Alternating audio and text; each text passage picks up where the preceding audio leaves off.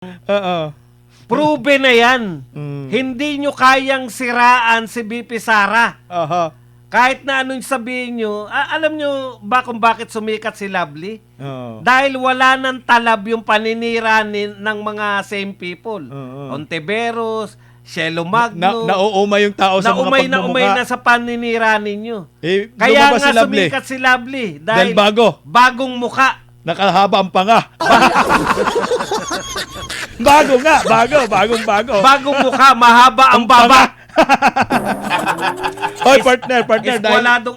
Dahil sa comment mo, 1,200 live viewers na po tayo. Ayan. Hindi po ba?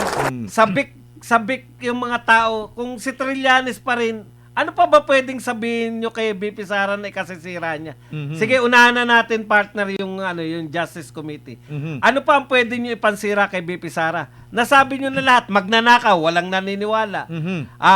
Yung pera, talagang lustay, walang naniniwala. Yung may pera siyang tinatanggap sa Pogo, walang naniniwala.